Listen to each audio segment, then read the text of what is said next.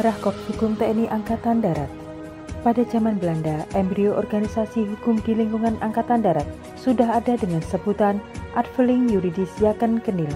Berdasarkan penetapan sementara Kepala Staf A Angkatan Darat, dibentuk organisasi Dinas Hukum Staf A Angkatan Darat sebagai staf utama Angkatan Darat yang secara fungsional mengambil alih tugas, wewenang, dan tanggung jawab Din Der Ajudan Jenderal Kenil sebagai konsekuensi pengakuan kedaulatan Indonesia.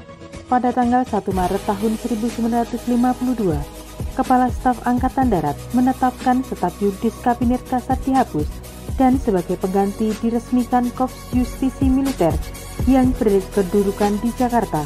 Sejalan dengan kebutuhan dan perkembangan organisasi Angkatan Darat, organisasi Direktorat Kehakiman Angkatan Darat dirubah menjadi Inspektorat Kehakiman Angkatan Darat dengan penetapan Kasat nomor 10/70 tanggal 24 Oktober tahun 1957.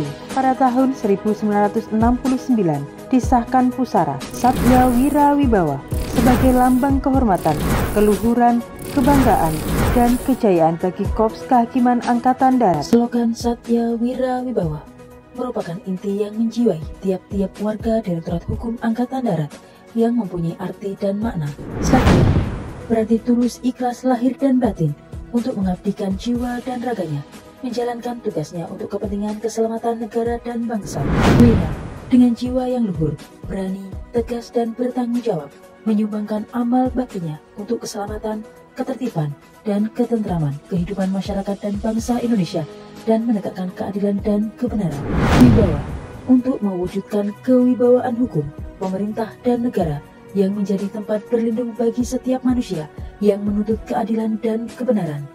Tahun 1985, Dinas Hukum Angkatan Darat ditetapkan menjadi Direktorat Hukum Angkatan Darat dengan tugas pokok melaksanakan fungsi hukum perundang-undangan. Pada tanggal 18 Mei tahun 1987, sebutan Korps Kehakiman dirubah menjadi Korps Hukum. Direktorat Hukum Angkatan Darat memiliki dua unsur pelaksana, yaitu pertama, Pusat Pendidikan Hukum Angkatan Darat diresmikan oleh Kepala Staf Angkatan Darat pada tanggal 25 Juli tahun 1997 yang kemudian beralih komando pengendaliannya dari Ditkumat ke Kodiklat TNI Angkatan Darat pada tanggal 13 Januari tahun 1999. 23 tahun kemudian, tepatnya pada tanggal 5 Oktober tahun 2022, Pusdikum beralih komando pengendaliannya kembali ke Ditkumat. Kedua, Sekolah Tinggi Hukum Militer yang diresmikan oleh Kepala Staf Angkatan Darat pada tanggal 16 September tahun 1997 merupakan unsur pelaksana Ditkumat di bidang pendidikan yang mencetak prajurit ahli hukum, baik hukum umum maupun hukum militer.